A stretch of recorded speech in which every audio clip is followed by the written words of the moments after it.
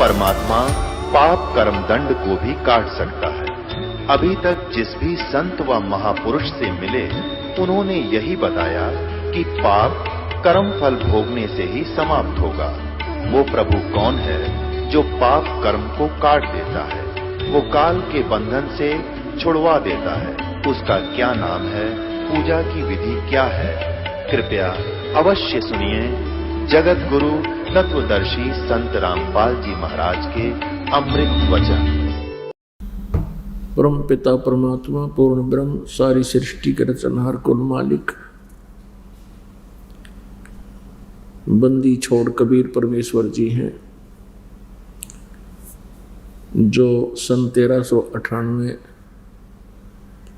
विक्रमी संवत 1455 ज्येष्ठ शुद्धि पूर्णमासी को अपने सतलोक से चलकर, अपने रत धाम से चलकर, मुक्ति धाम से चलकर गति करके काशी शहर में एक लहर तारा नामक तालाब के ऊपर विकसित कमल के फूल पर शिशु रूप धारण करके विराजमान हुए थे। परमेश्वर के बारे में बहुत सी गलत धारणाएं फैला रखी हैं कि वो किसी विधवा ब्राह्मणी के पैदा हुए थे स्वामी रामानंद जी के आशीर्वाद से। ऐसी ऐसी बकवादें परमात्मा के विषय में कह रखी थी। किन्होंने जो परमात्मा को पहचान नहीं सके। पुण्यात्मा लाल की परख जौहरी कर सकता है, और जौहरी के ना मिलने से अभी तक हम लाल को तो कूड़े की टोकरी में डाले बैठे थे और कंकर पत्थर कौड़ियों को कंचों को इनको हम लाल समझकर बहुमूल्य समझकर इनको इकट्ठा किए बैठे थे। अर्थात परम अक्षर ब्रह्म की साधना ना करके आन उपासना, आन देव की साधना, अन्य देवताओं की पूजा करके हम अपने मनुष्य जीवन को बर्बाद करते रहे, व्यर्थ करते रहे, नष्ट करते रहे। आज हमें परख हुई कि परमात्मा कौन है और उसकी प्राप्ति कैसे हो सकती है। जब तक हमें ये विश्वास नहीं होता कि परमात्मा कौन है, कैसा है, उसको पाने की विधि कौन सी है और वो कहाँ प्रमाणित है, तब तक हम भक्ति करते हुए भी दृढ़ नहीं हो सकते। हमें कोई भी डगमग कर सकता है। तो इस प्रकार हमने सद्ग्रंथों को आधार मानकर ही इसका निर्णय करना पड़ेगा। जैसे श्रीमद् भगवद गीता अध्याय 16 के श्लोक 23 और 24 में स्पष्ट किया है कि शास्त्र विधि को त्याग कर जो मनमाना आचरण करते हैं, अर्थात मनमाने मंत्र जाप करते हैं, मनमानी साधनाएं करते हैं जो सद्ग्रंथों में प्रमाणित नहीं है, उनको न तो कोई सुख होता है, न उनकी गति होती है और न ही उनकी कोई सिद्धि प्राप्त होती है, अर्थात यूजलेस, व्यर्थ। फिर 24वें श्लोक में कहा है गीता जी के अध्याय 16 के 24 श्लोक में, इससे तेरे लिए अर्जुन कर्तव्य और अकर्तव्य की व्यवस्था में शास्त्र ही प्रमाण है। अर्थात जो सद्ग्रंथों में लिखा है उसी को आधार मानना है, किसी की दंत कथा, किसी के कहने से विश्वास नहीं करना। पुण्यात्माओं, आपका सौभाग्य है आज आपको मानुष जीवन प्राप्त है, मानव तन प्राप्त है, और भी पुण्य है आपके, और भी धन्य हो आपके। आप जी सतलोक आश्रम बरवाला में पहुंच गए हो। आप जी ने उपदेश ले लिया है। धन्य है आपके माता पिता को जिनसे जन्म हुआ कि आपको ऐसे शुभ समय में मनुष्य जीवन प्राप्त हुआ है।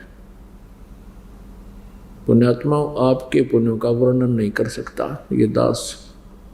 आप इतने पुण्यकर्मी प्राणी हो, इतने सौभाग्यशाली हो कि आप जी को ये अनमोल रत्न प्राप्त हो गया जो आज तक किसी ऋषि महर्षि को नहीं हुआ। ब्रह्मा विष्णु महेश भी इस अनमोल ज्ञान से और इस साधना से वंचित है जो आज आपको प्राप्त हुआ। और जो पुण्यात्माएं परमात्मा को पहचान कर यहाँ आएंगे पहुँचेंगे वो भी धन्य भाग होंगे, वो भी बड़े सौभाग्यशाली होंगे। जितना शीघ्र आएंगे उतना ही लाभ अधिक होगा, जितना देर से आएंगे फिर केवल पश्चाताप ही शेष रहेगा। ये गया हुआ समय आपको बहुत कचोटा करेगा। हे भगवान, हम पहले क्यों नहीं आए? हे भगवान, हमने ये पुस्तक पहले भी पढ़ी थी। जैसे भक्त परमात्मा की प्यारी आत्मा अपने भाई बहनों के लिए परमेश्वर का संदेश पहुंचाने के लिए अपना सर्व कार्य त्याग कर निस्वार्थ भाव से निःशुल्क सेवा कर रहे हैं, ये संदेश पहुंच रहा है। जिन्होंने ये पुस्तक नहीं ली, आंख मीच कर चले गए, देख कर छोड़ गए, कुछ ही वर्षों में आपको दिखाऊंगा, वो रोया करेंगे और बताया करेंगे मेरे कर्म फूट गए, मैं कितना कर्महीन इंसान हूँ, मैंने ये पुस्तक प्राप्त नहीं की। पुण्यात्मा, और आपके तो पुण्यों की कोई कमी नहीं कि आपने पुस्तक पढ़ा, ज्ञान सुना और बैठ गए परमात्मा के जहाज में, ले ली टिकट सतलोक की। पर इस जहाज से उतरियो मत, परमात्मा के मार्ग से वंचित मत होना। परमेश्वर कहते हैं द्वार धनी के पड़ा रहे, धक्के धनी के खावे, 100 काल झकझोल ही पर द्वार छोड़ नहीं जावे। एक गुजरात के अंदर भरूच शहर है। भरूच शहर से 12 किलोमीटर की दूरी पर एक मंगलेश्वर गांव है और मंगलेश्वर गांव से के साथ से नर्मदा नदी एक टापू बना देती है। वहाँ 2 भाग होकर के फिर आगे जाके फिर इकट्ठी होकर के समुद्र में गिर जाती है। वो जो बीच का टापू है उस नर्मदा नदी के, वो एक पहले ग्राम के रूप में था, गांव था छोटा सा।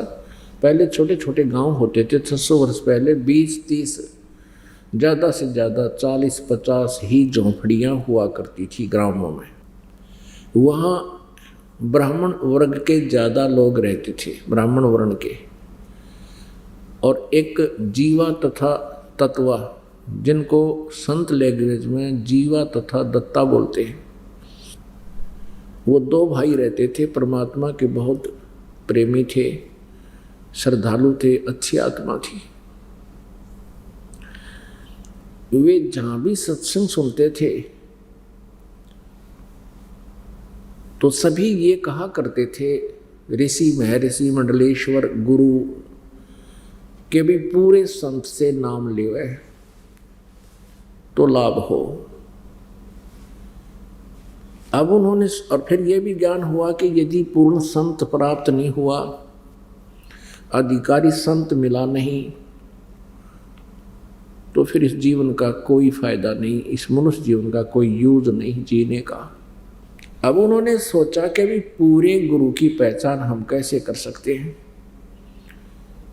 जिस भी संत के विचार सुनते हैं हमें तो बहुत अच्छे लगते हैं, गदगद हो जाते हैं, आंखों से अश्रुपात शुरू हो जाता है। क्योंकि पुण्यात्मा जो परमात्मा के लिए भटक रहे हैं वो बहुत अच्छी आत्मा होती है। वो संतों के अंदर कुछ भी दोष नहीं देख सकते। संतों के वचनों पर वो कोई भी ऑब्जेक्शन नहीं करते, क्योंकि विद्यार्थी टीचर के वक्तव्य पर कुछ भी ऑब्जेक्शन नहीं किया करता। लेकिन जिस भी संत के पास जाते वो यही कहता कि पूर्ण संत से जो है पूर्ण लाभ मिलेगा, भक्ति लाभ मिलेगा। और फिर आखिर में सत्संग के दौरान, प्रवचनों के दौरान ये भी कह देते कि आज वर्तमान के अंदर मेरे पास जो साधना है वो किसी के पास नहीं। अन्य भक्तजन भी, उनके श्रद्धालु भी यही कह देते कि ये हमारे गुरुदेव के पास जो सत्य साधना है किसी के पास नहीं। जीवा और दत्ता दोनों भाई परमात्मा के बहुत प्रेमी थे, उनको चाह थी मालिक की। तो ऐसे ही वो बहुत से ऋषियों के, ब्राह्मणों के, बड़े बड़े मंडलेश्वरों के, बड़े काशी विद्यापीठ से पढ़े हुओं के विचार सुने और प्रत्येक की यही विचार और कहें कि पूर्ण संत से बात बनेगी, पूरे गुरु से मोक्ष होगा, अधूरे गुरुओं से जीवन नष्ट हो जाता है। उनके शिष्य भी यही फिर कहते कि आज के दिन ये पूर्ण गुरु हैं, परम संत हैं, बड़े विद्वान हैं, काशी विद्यापीठ पढ़कर आए हैं। उनके चक्कर पड़ गया उनके दिमाग में, भाई हम किसने पूरा माने, जो भी जिसके विचार सुनते हैं हमें अच्छे लगते हैं और प्रत्येक के अनुयायी यही कहते हैं कि ये हमारे गुरुजी आज के समय में पूर्ण गुरु हैं। अब उन्होंने सोचा कि भी हमारी बुद्धि काम करना बंद कर गई कि पूर्ण तो फिर ये विचार, जैसे ये गुरुजी कह रहे हैं मैं पूर्ण हूँ, ये पूर्ण है, तो इनके मंत्र ये हैं। दूसरा कह रहा है कि मैं पूर्ण हूँ, ये साधना कुछ और बता रहे हैं। तीसरा कहता है ये पूर्ण है, तो ये कुछ और मंत्र किसी और इष्ट की पूजा बताते हैं।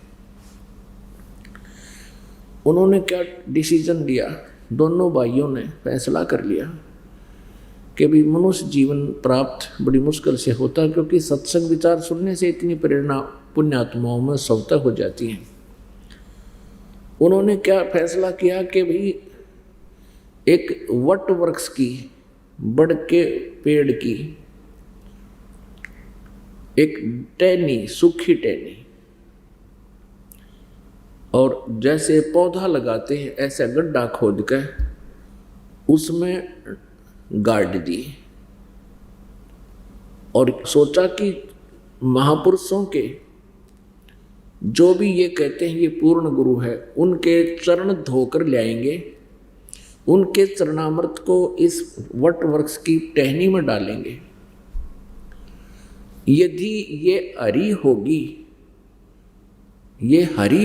यानी ये इसमें कोपल फूट आई, तो हम मान लेंगे कि ये पूर्ण गुरु है, अन्यथा नाम नहीं लेंगे।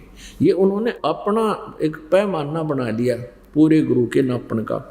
वैसे ये कोई पैमाना नहीं होता, फिर भी परमात्मा अपनी प्यारी आत्मा को जो तड़फ रहे हैं भगवान के लिए, और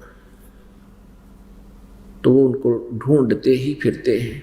उन्होंने ऐसा ही किया, सभी महापुरुषों के चरण धोकर लाते और वहाँ डाल देते।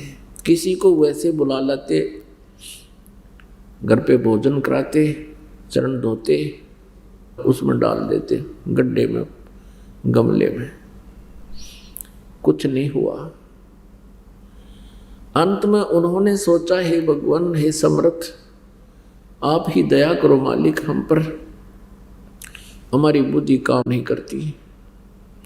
और कहा कि हे परमेश्वर, हे परमात्मा, कहीं हमारी अर्ज सुनता हो या तो पूर्ण गुरु मिला दे, और नहीं परमात्मा इस शरीर को हमारे दोनों भाइयों का जीवन अंत कर दे,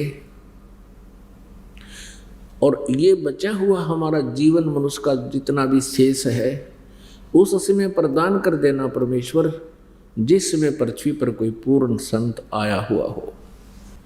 अब उन्होंने सोच लिया कि अभी पृथ्वी पर कोई संत नहीं, पूर्ण संत नहीं। ये सोचकर बहुत दुखी रहने लगे, विलाप करते हैं, परमात्मा इस शरीर का अंत कर दो प्रभु, फिर जन्म देना जब कभी पृथ्वी पर पूर्ण संत हो। ऐसे बुरी तरह तड़फ रहे हैं। कहते हैं जहाँ जन से महिमा सुनूं तहाँ मैं गवन करंत, वो तो नगर अमान है जहाँ मेरे प्यारे संत। कहते हैं जो बच्चा गऊ की नज़र में यूं साईं को संत, भक्तों के पीछे फिरे वो भक्त वत्सल भगवंत है। वो परमेश्वर उसमें बनारस में काशी में विद्यमान थे, प्रकट हो रहे थे सतलोक से आकर, वहाँ एक दुल्हे धानक की लीला कर रहे थे।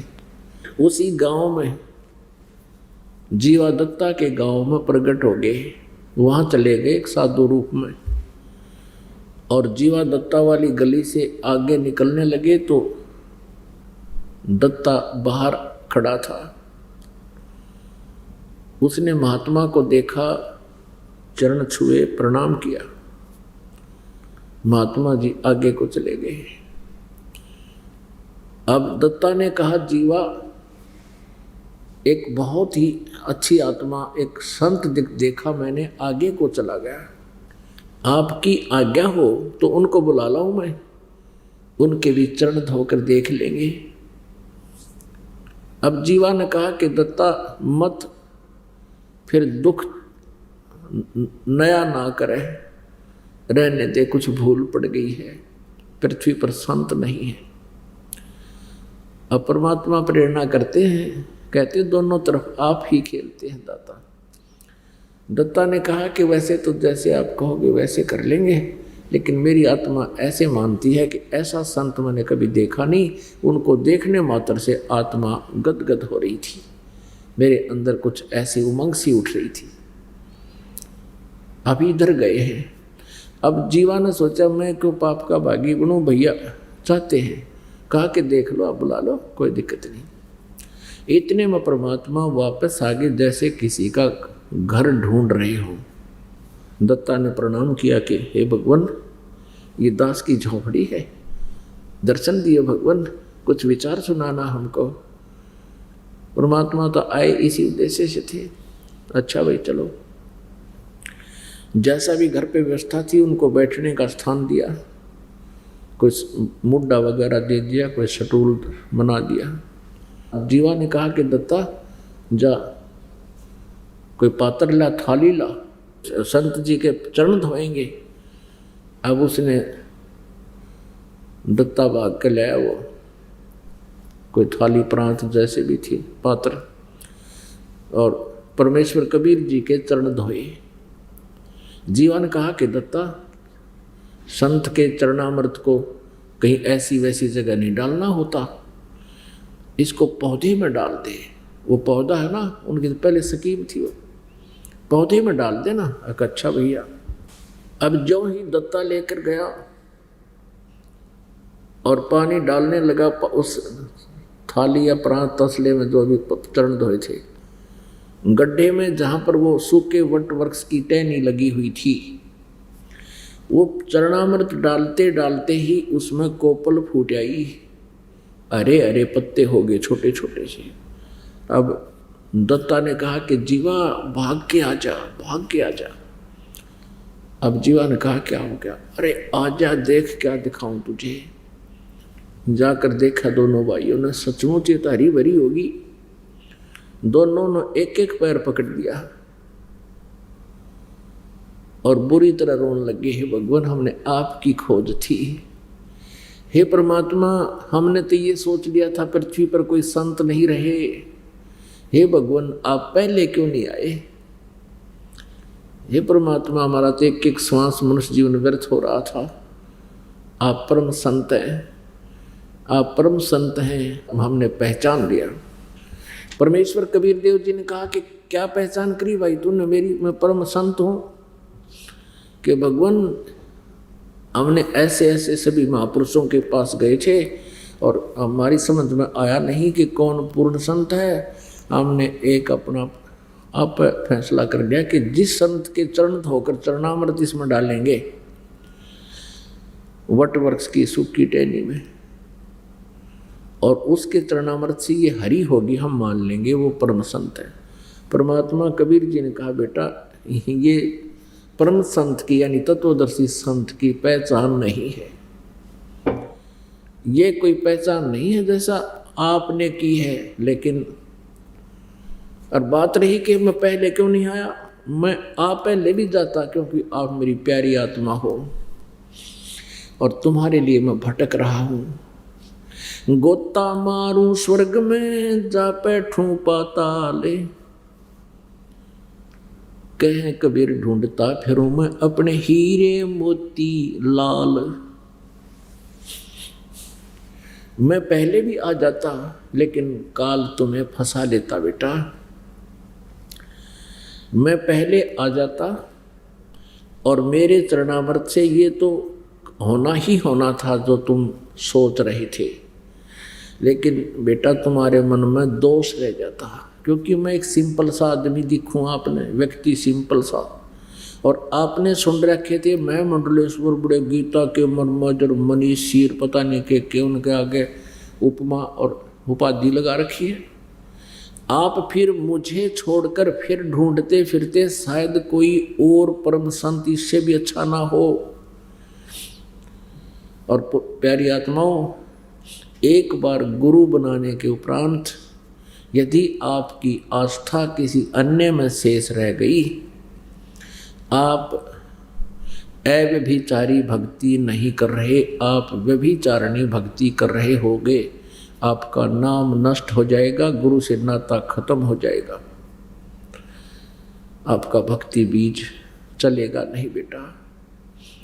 इसलिए मैंने तुम्हें थोड़ा ढील की कि तुम धक्के खा लो, भटक लो, देख लो नकलियों को, लेकिन तुम्हारा जो पैमाना था बेटा वो तो एक बस आप अपने सतर की सोच थी, बाकी ये कोई तत्वदर्शी संत की यह पहचान नहीं। तत्वदर्शी संत की पहचान श्रीमद् भगवत गीता अध्याय नंबर 15 के श्लोक नंबर 1 में बताई है। अब वो ब्राह्मण कुल में जन्मे थे, जीवा और दत्ता गीता पढ़ा करते थे, सुना करते थे ऋषि महर्षियों से, ब्राह्मणों से, और वो कहा करते थे कि तत्वदर्शी संत से तत्व ज्ञान पूछो। श्रीमद् भगवत गीता अध्याय नंबर 4 के श्लोक नंबर 34 में भी यही स्पष्ट किया हुआ है। तो परमात्मा ने कहा कि ये पहचान नहीं बेटा, तत्वदर्शी संत की पहचान बहुत लंबी चौड़ी है। तत्वदर्शी संत की पहचान गीता जी अध्याय नंबर 15 के श्लोक नंबर 1 में बताई है कि उल्टे लटके हुए संसार रूपी वृक्ष को जो जड़ से लेकर पत्तों तक बतावेगा, उसके सभी विभागों की जानकारी देवेगा, स वेदविद, वह वेद के तात्पर्य को जानने वाला है, वो तत्वदर्शी संत है। तत्वदर्शी संत 3 नाम देगा,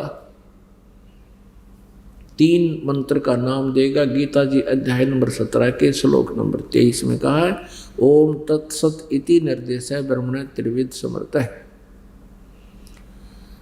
ओम तत्सत ऐसे मंत्र नहीं है, वो ऐसे जाप नहीं करना, इसके साथ हरि भी नहीं लगाना, बिल्कुल व्यर्थ है। तत् और सत ये सांकेतिक कोड वर्ड हैं, ये दास बता सकता है।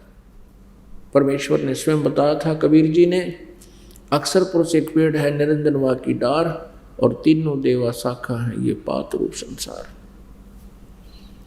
और मूल जो है वो खुद परमात्मा स्वयं है। अपुण्यात्माओं,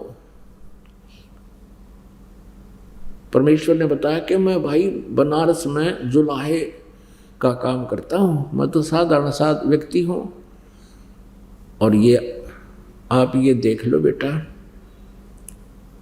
गुरु को तजय बजय जो आना, तापसुआ को फोकट ज्ञाना।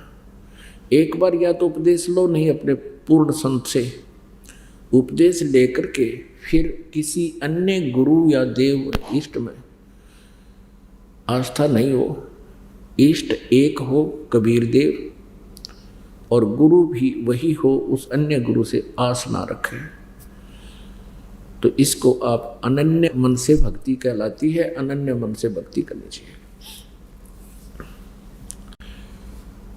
अब परमेश्वर की कृपा से वो बहुत दृढ़ हो गए, क्योंकि ऋग्वेद मंडल नंबर 9 सूक्त नंबर 86 के मंत्र नंबर 26-27 में, ऋग्वेद मंडल नंबर 9 सूक्त नंबर 82 के मंत्र 1, 2, 3 में यह स्पष्ट किया है कि वो कबीर देव परमात्मा कबीर साहब जी ऊपर तीसरे मुक्ति धाम में रहते हैं, वहाँ से गति करके चलकर आते हैं, श्रेष्ठ आत्मा को प्राप्त होते हैं, मिलते हैं, उनको ज्ञान देते हैं।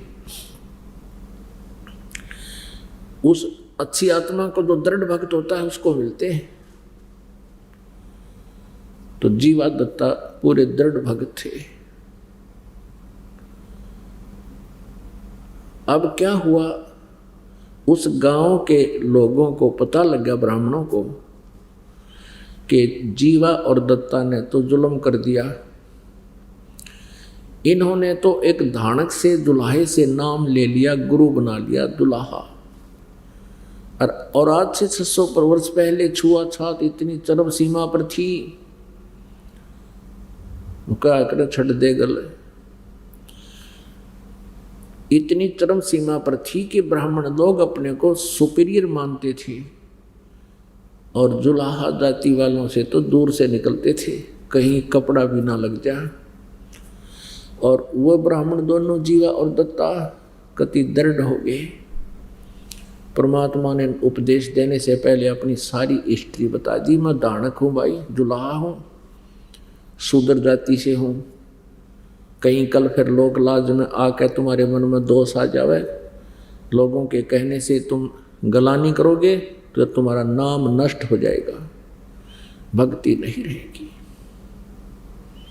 जीवा दत्ता ने कहा, प्रभु हम परमात्मा पाने के लिए ये मनुष्य जीवन मानते हैं, आप हमारे गुरुदेव, हम आपके बच्चे, हमने समाज नहीं देखना।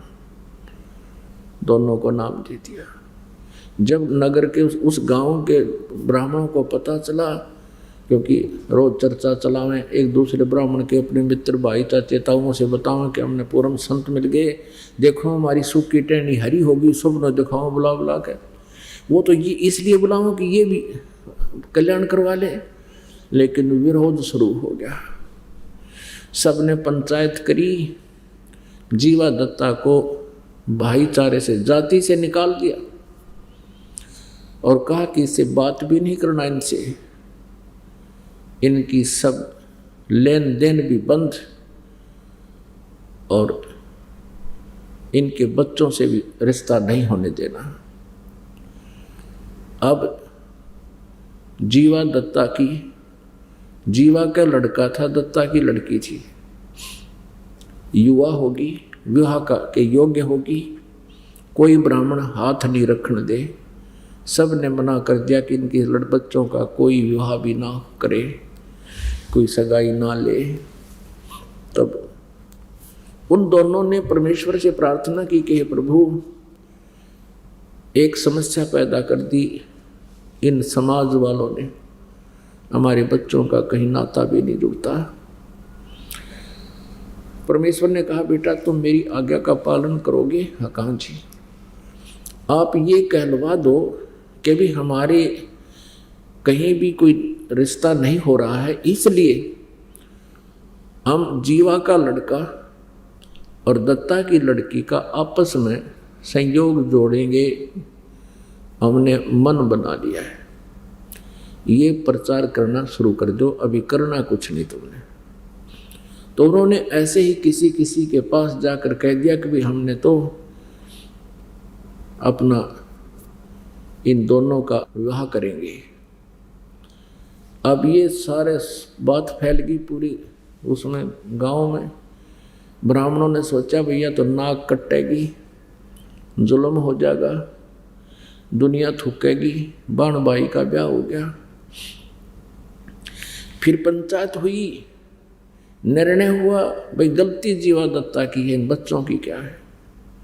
पंचायत में निर्णय हो गया कि भी इन बच्चों का विवाह हम करेंगे कहीं दूर दूर देश में। तो सारी पंचायत इकट्ठी होकर जीवा दत्ता के पास आई कि खबरदार तुमने ऐसा किया तो इन बच्चों का विवाह हम करेंगे, इनका कोई दोष नहीं है, दोष तुम्हारा है।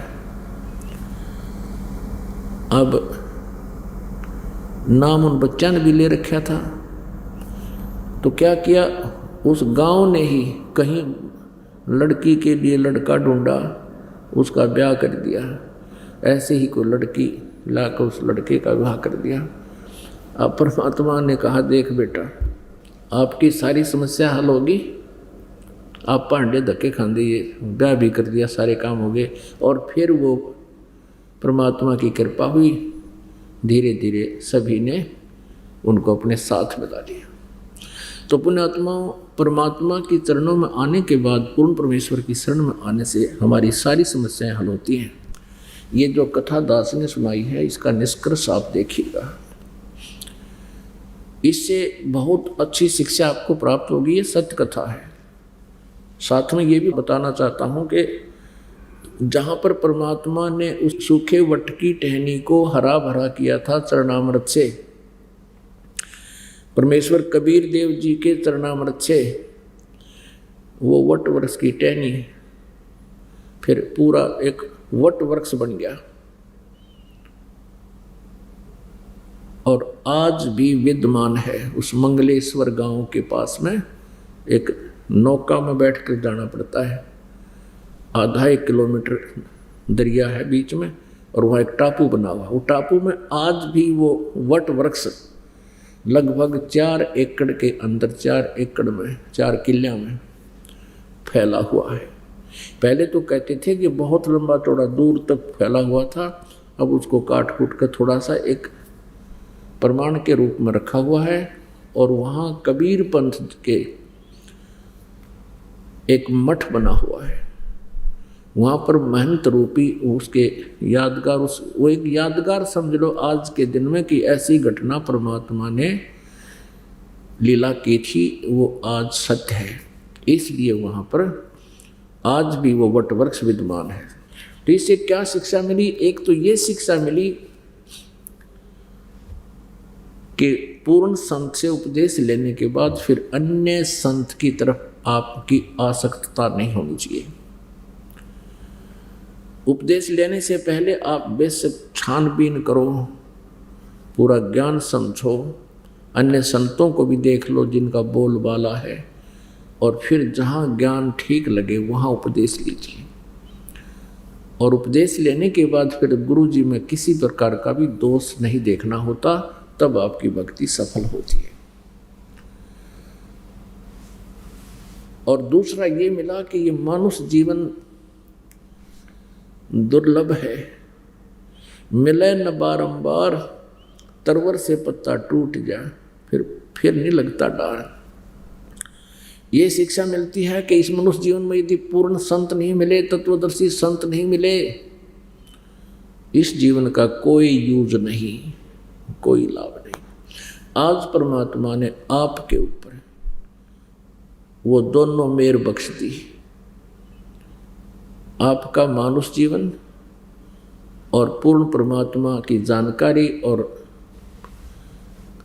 पूर्ण संत आपको प्राप्त हुआ, और पूरी जो है साधना आपको प्राप्त हुई। आप कितने पुण्यकर्मी प्राणी हैं आप अंदाजा नहीं लगा सकते, क्योंकि लाल की कीमत लाल नहीं बता सकता, जौहर ही बता सकता है। पुण्यात्मा, जब परमेश्वर बनारस में आए हुए थे, एक रामानंद नाम के महर्षि थे, उनका बहुत बोलबाला था। पंडित रामानंद जी ने लगभग 1400 ऋषि शिष्य बना रखे थे, और स्वामी रामानंद जी को, महर्षि रामानंद जी को बहुत बड़ा विद्वान माना जाता था, वेदों और गीता का, पुराणों का। उन्होंने बनारस के अंदर अपनी बहुत पैठ बना रखी थी। अन्य ब्राह्मणों से उनकी साधना बहुत अच्छी थी। वो ऊत भूत की पूजा नहीं करते थे। काशी में पहले ऊत भूत की पूजा बहुत चल पड़ी थी। स्वामी रामानंद जी विष्णु जी के उपासक थे, वैष्णव संत थे, त्रिगुण उपासक। इन रजगुण ब्रह्मा, सतगुण विष्णु, तमगुण शिव जी में से वो सतगुण विष्णु जी के उपासक थे। उन्होंने 1400 ऋषि शिष्य बना रखे थे। छुआछात बहुत करते थे, शूद्र जाति वालों के निकट भी नहीं जाते थे, उनको शिक्षा भी और दीक्षा भी नहीं देते थे। और उसमें उसी व्यक्ति की ज्यादा महिमा होती थी संत की, जो शूद्रों से अधिक नफरत करता था। पुण्यात्मा परमेश्वर कबीर जी के प्राकट्य के बारे में बताएंगे, क्योंकि जब तक हमने अपने इष्ट की पूरी जानकारी नहीं होती तब तक हम दृढ़ विश्वासी नहीं बन सकते, हमारा निश्चय दृढ़ नहीं हो सकता। अभी तक हम परमात्मा के विषय में बहुत दंत कथा सुना करते थे, कबीर जी कैसे जन्म हुए, उनके ऐसे था वैसे था, लेकिन वो परमात्मा अजन्मा है। परमेश्वर कहते हैं कि मात पिता मेरे नहीं, ना मेरे घर दासी, और जुलाहे का सुत आन कहा, ये जगत करे मेरी हंसी। अब सन 1398 विक्रमी संवत 1455 ज्येष्ठ सुदी पूर्णमासी ब्रह्म मुहूर्त में, ब्रह्म मुहूर्त कहते हैं सूर्य उदय होने से लगभग 1.5 घंटा पूर्व, वो परमात्मा पूर्ण ब्रह्म सतलोक से गति करके आए और वहाँ लहर तारा नामक कमल के फूल पे काशी शहर में फूल पर प्रकट हो गए। पुण्यात्मा, ये नीरुनिमा कौन थे? नीरुनिमा इसी जन्म में ये ब्राह्मण ब्राह्मणी थे। गौरी शंकर नीरू का नाम था, सरस्वती उस नीमा का नाम था। गौरी शंकर और सरस्वती पति पत्नी थे, ब्राह्मण थे, शिव जी के पुजारी थे, बड़े नेक आत्मा थे। अन्य ब्राह्मण काशी के बहुत स्वार्थी थे। रामानंद जी ने इसी कारण से काशी में आकर के अपने हिसाब से बहुत ठीक सेटिंग की थी, लेकिन फिर भी बहुत से ब्राह्मण स्वार्थवश अपकथाएं किया करते थे, लोगों से पैसे हड़पते थे, उनको इधर उधर की जंतर मंत्र बताकर बहुत सा पैसा ऐंठते थे। लेकिन गौरी शंकर एक बहुत नेक आत्मा था, वो शिव जी के पुजारी थे, कथा किया करते थे, निस्वार्थ भाव से कथा करते थे। कथा करने का जो भी उसको पूजा उपलब्ध होती थी उसको अपने खाने योग्य रख लेते थे, बाकी का वो भंडारा करते रहते थे। तो अन्य प्रजाजन, काशी के प्रजाजनों में, श्रद्धालुओं में उनके प्रति घनी आस्था थी, और अन्य ब्राह्मण इस बात से ईर्ष्या करते थे कि गौरी शंकर की बहुत ज़्यादा महिमा होती जा रही है। वो द्वेष रखते थे, कहते फिरते थे वो तो उसको कोई ज्ञान नहीं आता, वो तो बहुत झूठा है। तो इस बात का ज्ञान मुसलमानों के पीरों को हो गया, काजी और मुल्लाओं को पता हो गया कि गौरी शंकर बहुत प्रचार कर रहा है हिंदू धर्म का, और अन्य ब्राह्मण इससे खुश नहीं है, इसके साथी नहीं। उन्होंने बाई फोर्स जबरदस्ती गौरी शंकर के घर पर अपना पानी छिड़क दिया जूठा, गली में खड़ा होकर पिया और फिर उसको दूसरे लोटे में मिलाया और उनको सब जगह छिड़क दिया और गौरी शंकर सरस्वती दोनों के मुंह में भी डाल दिया। इस घटना को प्रत्यक्ष देख रहे थे आसपास के ब्राह्मण। उन स्वार्थी ब्राह्मणों ने शोर मचा दिया कि गौरी शंकर मुसलमान बन गया, इसका भाईचारा बंद, इसे कोई बातें नहीं करेगा, इसका गंगा में स्नान करना बंद, ये मुसलमान बन गया। मुसलमानों ने उसका नाम रख दिया नूर अली, जिसको नीरू कहने लगे। गौरी शंकर का नाम रख दिया नूर अली, उसको नीरू कहने लगे। और सरस्वती का नाम रख दिया नियामत, उसको नीमा कहने लगे।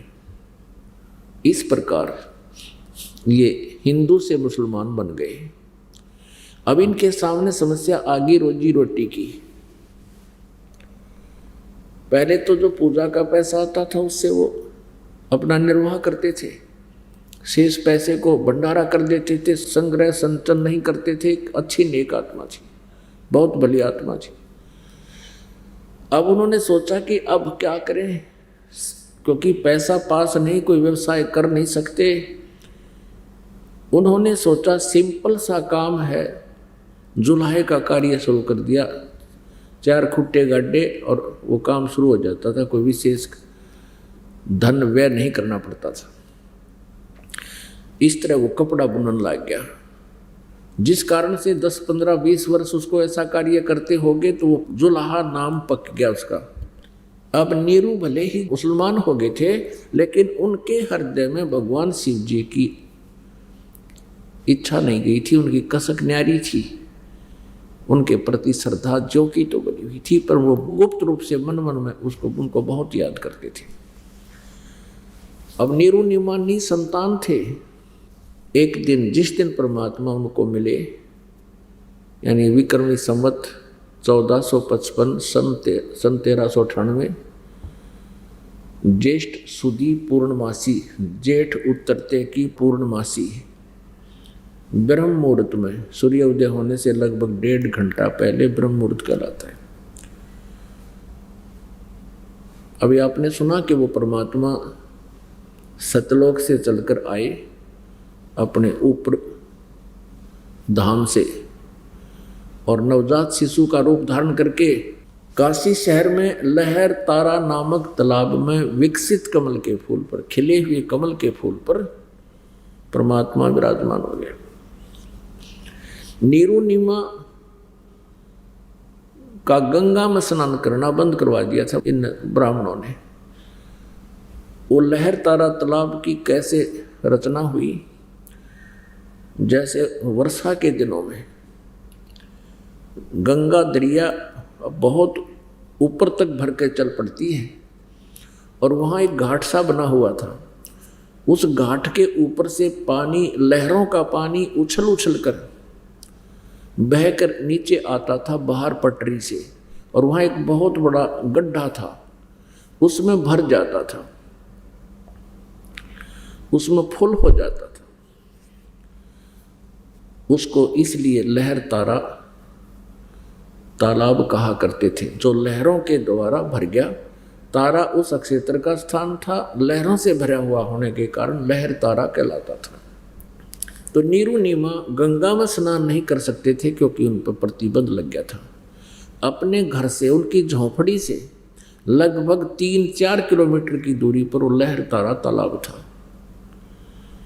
वहाँ सुबह सुबह प्रतिदिन स्नान करने जाते थे, सैर सपट्टा भी कराते थे, स्नान भी करके आते थे। ब्राह्मण होने के नाते वो नहान धोन की उनके अंदर विशेष व्यवस्था, आस्था, श्रद्धा बनी हुई थी।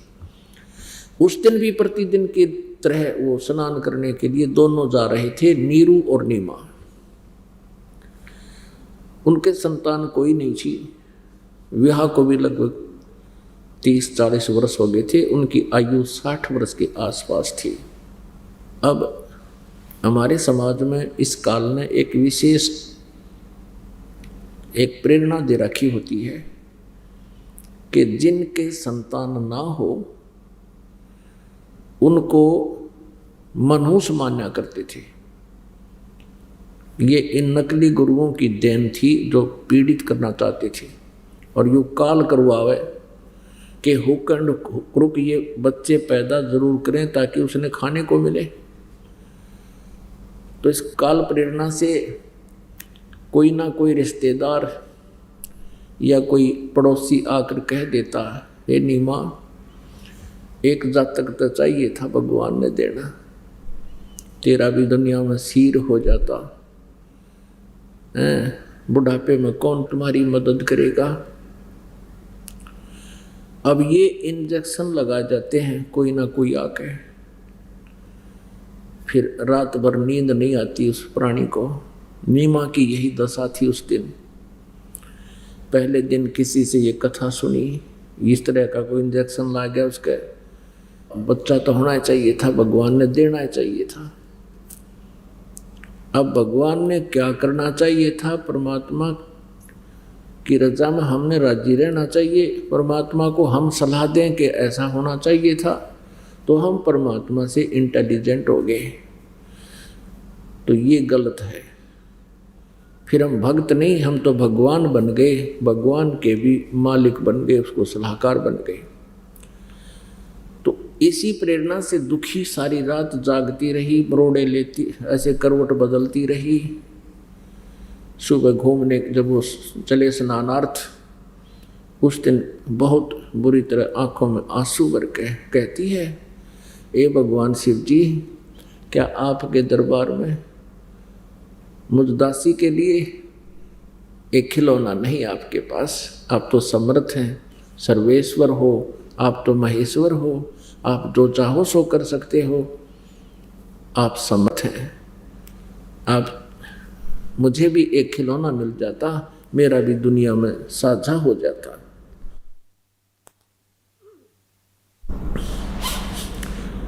और जनता की कटी दली बातें मुझे सुननी पड़ती हैं भगवान, ऐसा कहकर फूट फूट कर रोने लगी। नीरू ने कहा, नीमा, यदि हमारे भाग्य में होता बच्चा तो परमात्मा भगवान शिव जी अवश्य देते हैं। हमारे भाग्य में नहीं है, वो नहीं दे सकते। और ऐसे रो रो कर अपनी आंखें फोड़ लेगी, बुढ़ापे का कोई सहारा नहीं, आंखों से दिखना बंद हो गया तो दूना दुख हो जाएगा। तो रोया मत कर, संतोष कर ले। अब तो 40 वर्ष हो गए विवाह ने, अब कौन संतान कहाँ से होगी? आप कुछ विचार करो, मत रो। ऐसे उस अपनी पत्नी की आंखों को अपने ही कपड़े से पोंछता हुआ और कह रहा है, आप भगवान पर विश्वास रखो, जो उन्होंने कर दिया सो ठीक है। आंखें लाल होगी तेरी। बहुत प्यार से सांत्वना देता हुआ और पहुंच गए लहर तारा तालाब पर। नीमा ने पहले स्नान किया, वो बाहर आ गई, कपड़े चेंज करने लगी। नीरू स्नान करने के लिए प्रवेश करता है लहर तारा तालाब में। नीमा कपड़े चेंज करके, कपड़े बदलकर, और जिस कपड़े को बांध कर स्नान किया था उसने, उसको धोने के लिए पुनः जब गई किनारे पर, तब तक सूर्य की कुछ रोशनी कुछ उदय हो, यानी कुछ रोशनी प्रकाश सा महसूस होने लगा था। अब सुबह की रोशनी ऐसी होती है, एक बार तो अंधेरा सा दिखेगा और थोड़ी सी देर में चांद ना होता दिखा करे, जल्दी हो जाता है। ऐसा ही हुआ। अब वो स्नान करके कपड़ा धोने के लिए पुनः किनारे पर गई। उसका पति स्नान कर रहा था गहरे पानी में जाकर। उसने क्या देखा नीमा ने कि कमल के फूल पर कोई वस्तु ऐसे हल रही है जैसे सर्प हो, क्योंकि परमेश्वर कबीर देव जी शिशु रूप धारण करके कमल के फूल पर विराजमान थे और एक पैर के अंगूठे को ऐसे, एक पैर को ऐसे हिला रहे थे, ऐसे हिला रहे थे। उसने देखा कोई सर्प है, कहीं मेरे पति को डस ना ले। नीमा ने देखा। फिर नीमा ने ध्यान से देखा तो ये तो बालक है, ये तो बच्चा है कमल के फूल पर। उसने अपने पति से कहा कि देखियो जी, देखियो कमल के फूल पर बच्चा है, कमल के फूल पर बच्चा है। अब नीरू नहा रहा था, उसने ध्यान नहीं दिया कि यह तो मेंटल होगी बच्चों के वियोग में। कहने लगा नीमा तू नहीं मानेगी, तू तो पागल हो जाएगी, तेरी तो ऐसी दशा हो रही है। अब तुझे जल के अंदर कमल के फूलों पर भी बच्चे नजर आने लगे। तो उसने फिर कहा कि मैं सच कहती हूँ, देखो देखो देखो। अब उसने सोच देखा कि अब तो या कुछ और कसक से बोली। जिधर वो हाथ कर रही थी उस तरफ देखा। अब जिधर वो हाथ कर रही थी नीमा, नीरू ने ध्यान से देखा, सचमुच कमल के फूल पर बालक। आओ देखा ना ताओ देखा, एकदम जाकर फूल के कमल के फूल समेत तोड़ लिया और अपनी पत्नी को थमा दिया। अब पुण्यात्माओं, होय होय, जिस परमेश्वर के गुण चारों वेद गावें और ऋषि महर्षि जिसकी तरफ में भटक रहे हैं, उस परमेश्वर का नाम लेने से, उसकी याद चर्चा करने से हमारे रोम रोम रोम रोमकूप खड़े हो जाते हैं। एक विशेष कसक हो रही है। और उस परमात्मा को जिस बहन माई ने सीने से लगाया और फिर पुत्रवत प्यार किया, उसका मुंह चूमिया, छाती के लावे, और 100 शुक्र मना रही है नीमा अपने शिवजी भगवान की, अपने शिवजी भगवान की 100 महिमा कर रही है, 100 शुक्र मना रही है अपने शिव भगवान का। पुण्यात्माओं, आप विचार करना, हम पहले जब हम लोक वेद के आधार से पूजाएं किया करते थे, श्री विष्णु जी मेरा इस दास का इष्ट था और हनुमान जी भी पैरेलल देव था, श्याम बाबा श्याम जी भी, भगवान शंकर जी भी, लेकिन इष्ट विष्णु और कृष्ण जी में हमारी विशेष लगाव था, चाह थी। और जो भी घर में कोई सुख होता था, जैसे शिक्षा ग्रहण करी, जब उत्तीर्ण होते थे, भगवान विष्णु जी का शुक्र मनाया करते, श्री कृष्ण जी का, कि इन्होंने हमें पास कर दिया। और फिर बाबा हनुमान याद आ जाते, बाबा हनुमान ने दया कर दी। बाबा श्याम जी याद आ जाते, बाबा साहब श्याम जी ने मौज मचा दी। हम इनको क्रेडिट दिया करते थे। पुत्र प्राप्ति हुई, खुशी मनाई, और भगवान कृष्ण जी विष्णु जी की 100 शुक्र मनाए, हमें पुत्र मिल गया, इन्होंने दे दिया। अब इन भगवानों की समर्थता का जब हमें ज्ञान हुआ, तत्व ज्ञान से अब पता चला कि ये कुछ नहीं दे सकते, ना ये ले सकते, ना ये लाभ दे सकते, ना ये हानि कर सकते, क्योंकि हानि तो ये करे नहीं, देवता है। लाभ ये दे नहीं सकते क्योंकि ये इनका सामर्थ्य नहीं, ये तो केवल वर्क डन दे सकते हैं, नियमित कार्य ही कर सकते हैं, ये भगवान नहीं है। अब पुण्यात्मा, यही समस्या हमारे सामने आती है। हम कहें साची और जनता ठावा लाठी। अब जैसे अब इधर मध्य प्रदेश में अपने भक्त, ये बेटी और भाई गए हुए थे,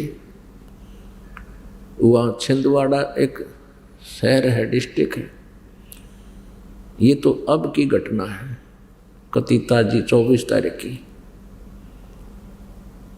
और वहाँ इससे बात तब बेदक गए कि ब्रह्मा विष्णु महेश के माता पिता बताए, मारो मारो, गाड़ी भी फोड़ दी, भक्तों को बहुत बुरी तरह तंग किया और जेल भिजवा दिया। वहाँ की सरकार ने भी उनका सहयोग दे दिया, झूठा केस बना कर वो बना दिया भाई भावनाओं को ठेस पहुँचाना। अरे भावनाओं को ठेस नहीं पहुँचा रहे, हम तो सच्ची बता रहे हैं। अब जैसे इस दास ने ये शब्द बोला है कि ब्रह्मा विष्णु ये भगवान नहीं है, शिव जी भगवान नहीं है। अब यहाँ थोड़ा सा प्रमाण देना पड़ेगा, नहीं तो या कुनीन गला उतरा कोनी पवित्र हिंदू समाज के। अब आपको दिखाते हैं कि ब्रह्मा और विष्णु को इनका पिता काल कहता है। ब्रह्मा और विष्णु की उत्पत्ति कैसे हुई, थोड़ा सा आपको हिंट देंगे। अब ये प्रसंग यहाँ इसलिए बीच में लाना पड़ेगा क्योंकि जो पुत्र की प्राप्ति हुई नीरू और नीमा को, अब नीमा और नीरू शुक्र मना रही क्योंकि वो भगत थे शिव जी के। नीमा क्रेडिट दे रही है कि मेरे शिव जी भगवान ने हमें बालक दे दिया, लेकिन वो परमात्मा कबीर जी के पिछले जन्म जन्मांतर के हंस थे, उनकी किसी जन्म में वो साधना की हुई थी, जिस कारण से वो परमात्मा ही स्वयं उनको पुत्र के रूप में प्राप्त हुआ। वो कितनी अच्छी आत्मा होगी, अंदाजा लगाओ। तो ऐसे हम जिनको भगवान मानकर ये सोचा करते थे इन्होंने हमें सुख दे दिया, वो हमारा प्रारब्ध ही था। और करता देता है पूर्ण परमात्मा, यदि कोई एक्स्ट्रा भी देना होता है तो पूर्ण परमेश्वर कबीर देव जी ही देते हैं। ये ब्रह्मा विष्णु महेश कुछ नहीं कर सकते, ना घटा सकते ना बढ़ा सकते। थोड़ा सा हिंट देते हैं। एक समय ब्रह्मा और विष्णु जी में युद्ध हो गया। किस बात पर? ब्रह्मा जी कहते हैं कि मैं सारी सृष्टि का उत्पन्न करने वाला हूँ, प्रजापिता हूँ, और विष्णु भी, उसकी उत्पत्ति भी मेरे से हुई है। और विष्णु जी कहते हैं कि मैं सबका पालक हूँ। ब्रह्मा जी मेरी नाभि से उत्पन्न हुए हैं, मेरे बच्चे हैं, मेरा बेटा है। अब ऐसी गलतफहमी इनका कैसे होगी ब्रह्मा जी और विष्णु जी का? जैसे ये काल है जो ब्रह्म है, सरपुरुष जिसे कहते हैं, ज्योति निरंजन भी कहते हैं, 21 ब्रह्मांड का स्वामी है, और ये ब्रह्मा विष्णु महेश का पिता है, दुर्गा इनकी माता है। इसने प्रतिज्ञा कर रखी है कि मैं कभी किसी के समक्ष अपने ओरिजिनल रूप में नहीं आऊँगा, वास्तविक रूप में। तो ये क्या करता है, जैसे वेदों के पढ़ने वाले ऋषि महर्षियों ने परमात्मा पाने के लिए ओम नाम जाप किया और हठ योग समाधि लगाने की चेष्टा की, तो समाधि के अंदर किसी को इसने ब्रह्मा रूप में दर्शन दे दिए, अपने पुत्र ब्रह्मा के रूप में।